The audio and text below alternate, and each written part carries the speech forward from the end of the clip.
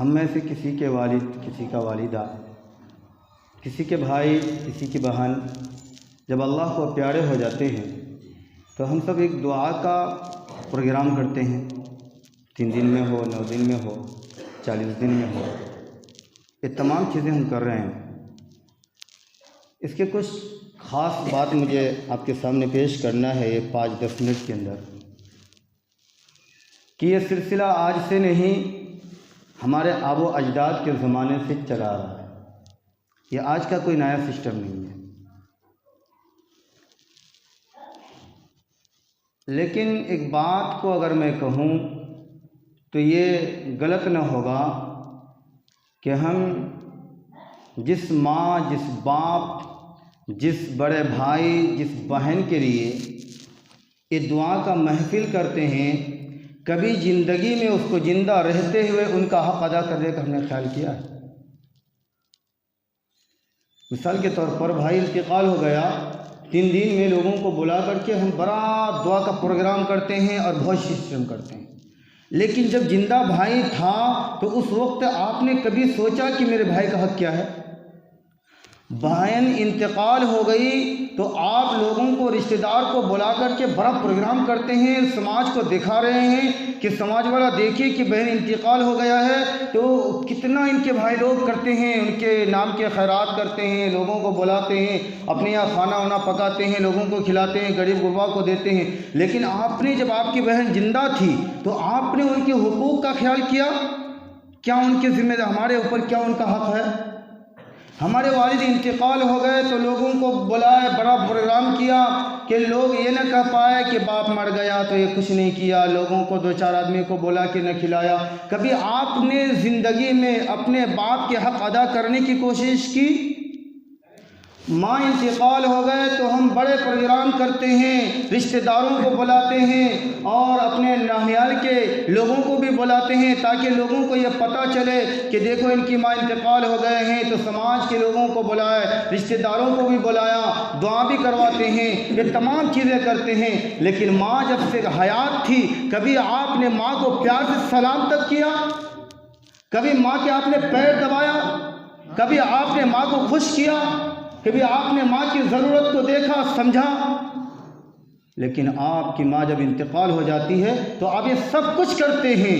लेकिन जब ये हयात से थी, जो हमारे ऊपर जो जिम्मेदारी थी, क्या हमने उस जिम्मेदारी को अदा किया? ये तो करना ही होगा, ज़िंदगी भर दुआ करना पड़ेगा माँ बाप के लिए, फिर भी आप एहसान नहीं चुका सकते, फिर भी इसको पूरा नहीं कर सकते। आप ज़िंदगी उनके पीछे लगा देंगे तो नहीं कर सकते। हमने ज़िंदगी में कभी माँ बाप को समझा ही नहीं कि हमारे माँ बाप क्या है। मेरे आका मुहम्मदुर रसूलुल्लाह सल्लल्लाहु अलैहि वसल्लम सहाबा को बैठाए हुए हैं और सहाबा को लेके फरमाते हैं, मेरे यारो तुम जानते हो आज मैं मोहम्मद हूँ, सरकार हूँ, मक्का और मदीना के सरकार, दोनों जहां के सरकार, ताजदार मदीना मुहम्मदुर रसूलुल्लाह सल्लल्लाहु अलैहि वसल्लम फरमाते हैं, सहाबिया मैं मोहम्मद होता, ईशा का इमाम बनता और तमाम सहाबा के सफ लगते और मेरी माँ आमीना जिंदा होती। नमाज के वक्त मेरी माँ आमीना मुझसे कहती, बेटा मोहम्मद, मैं नमाज छोड़ देता और पहले माँ की बात में लब्बैक कहता। ये सरकार फरमाते हैं सल्लल्लाहु अलैहि वसल्लम। नौजवानों, मेरे भाइयों, मेरे दोस्तों, मेरे यारों, हमने कभी माँ की बात को सुना तक भी नहीं है। आज तो ये हाल हो गया है कि हम जब किसी काम में लग जाते हैं, चलो मिसाल के तौर पर आज मोबाइल का दौर है, मोबाइल में हमने कोई सीरियल पे लग गया और माँ पुकारती, बेटा पानी लाओ, तो रुक गए, अली पानी रुक नहीं, खुद ही तखवा दे। हमारा मिजाज बन गया है, माँ की बात को हम ठेस लगा दे, छोड़ देते हैं। कुरान हमें कहता है, बार बार पुकार के कहता है, उफ़्फ़िहुम वला तनहरहुमा क़ौलन करीमा, खबरदार अपने माँ बाप को उफ़ न कहो, खबरदार उफ़ न कहो। हमने क्या सोचा है? एक मरतबा इमाम मालिक बिन दीनार रहमतुल्लाह अलैह जनाजा में, उनकी माँ की जनाजा है और जनाजा गाह में इमाम साहब जो खुद जनाजा के लिए आगे बढ़े और आगे बढ़ कर के रोना शुरू कर दिया। रोते रोते लोगों ने पूछा, इमाम साहब आप तो लोगों को कहते कि मैयत पे नहीं रोना चाहिए, लेकिन आपके आंखों पे आंसू क्यों? इमाम साहब सब्र कीजिए। इमाम साहब रोते रोते कहने लगा, लोगों मैं तुझे क्या बताऊं, मैं तुझे क्या सुनाऊं। मैं इसलिए नहीं रोता हूं कि मेरी माँ इंतकाल हो गई है, मैं इसलिए रोता हूं कि मेरे ऊपर जो साया थी ना, आज से पहले मैं कुछ अगर मसले में, कुछ बातचीत में कुछ कमी हो जाती, गलती हो जाते, तो इस माँ की बरकत से अल्लाह मुझे माफ़ कर देता था। लेकिन आज वो साया ख़त्म हो गया है। अब मैं किसके दर के सामने जाऊं, किसे देखूं, किसके ज़रिए से मेरा गुनाह माफ़ होगा? वो साया मेरा चला गया। हमने ज़िंदगी में कभी माँ को समझा माँ क्या चीज़ होती है? हम तो सिर्फ माँ की दौलत पर निगाह डालते हैं, माँ की ज़ेवरात पर निगाह डालते हैं। आज हमारा सिस्टम ये हो गया है, हम ये ख्याल करते हैं माँ को कौन उठाते बैठाते हैं, फना बेटा, अरे नूर उसी को खोल के दिया है, पायजब उन्हीं को खोल के दिया है, वो नहीं देखेगा तो कौन देखेगा? अल्लाह अकबर। माँ अपनी दौलत को किसी को दे दे, उससे मतलब नहीं है।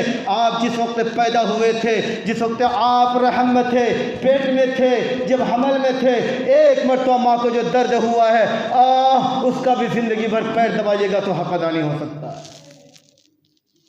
आका ने खुद फरमाया, एक नौजवान सरकार दो आलम सल्लल्लाहु अलैहि वसल्लम के पास आए और फरमाया, या रसूल अल्लाह, मैंने अपनी माँ को अपने सर पर बैठाया। आप बारहा तकरीर सुनते हैं, मोबाइलों में सुनते हैं, सर पर बैठाया, पूरे काबा शरीफ का दौरा लगाया, मक्का का हमने पूरा चौकड़ी लगाए, हमने वहाँ के तवाफ़ करवाए। मेरी माँ ने मेरे सर के ऊपर पेशाब पैखाना तक भी कर दिया। या रसूल अल्लाह, क्या मैंने अपनी माँ के हक़ को अदा कर दिया? फरमाया, नहीं, एक मरतबा तुमने पेट के अंदर जो करवटें लिया है ना, उसका भी हक़ अदा नहीं हुआ। आज हम ये कहते हैं बाहर मेरे दिल्ली बम्बई से हमने 2000 माँ के नाम पर भेज दिया, तो माँ उस दिन तो 2000 रुपया दिए थे, फिर पैसा का सवाल कर लिया। मेरे साथ और झोल झमाल नहीं है। यारो, कभी दिल में हाथ रख के सोचो, हम सब के ज़्यादातर औलाद वाले ही हैं, बेटा हो या बेटी हो। जब रात में बेटा को बुखार आ जाता है, जब रात में बेटी को बुखार हो जाता है, जब बेटा और बेटी जब तड़पती है, रात में सोते नहीं हैं, कौन बाप ऐसा है जो रात में सो जाता है, बेटा बुखार में तड़पता रह जाए, बेटी बुखार में तड़पती रह जाए? कौन बाप ऐसा? कोई बर्दाश्त नहीं कर सकता। तो क्या हमारे माँ बाप हमारे लिए ऐसा नहीं करते थे? हमारी ज़िंदगी, हम अपने पीछे अपनी ज़िंदगी को नहीं देखते हैं।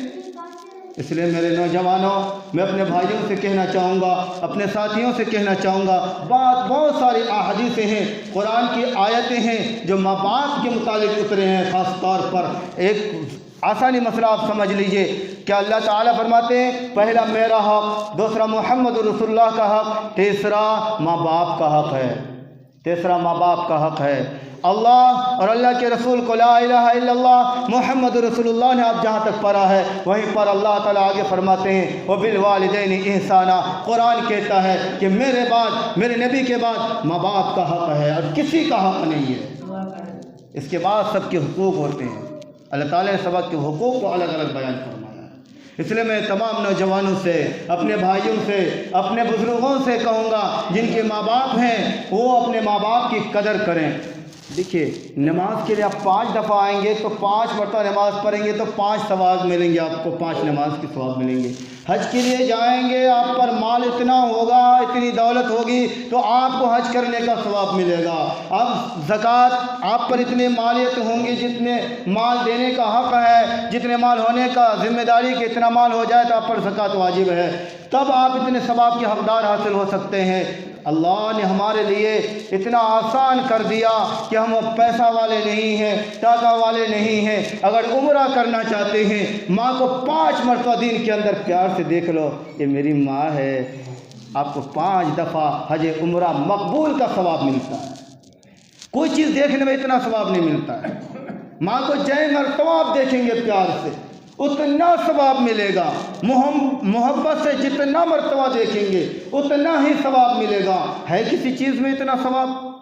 कोई खर्चा हुआ, कोई टाका पैसा कुछ लगा और कुछ नहीं दे पाते हैं, सलाम तो कर पाएंगे ना माँ बाप को? सलाम करेंगे तो माँ को कहें अस्सलाम वालेकुम, अल्लाह मेरी माँ को, मेरे बाप को सलामत रख। माँ बाप कहेंगे वालेकुम अस्सलाम व रहमतुल्लाह, अल्लाह इस मेरे बेटा को भी सलामत रख। तो कितनी बड़ी दुआएं मिलेगी आपको। ये अव्वल बात था।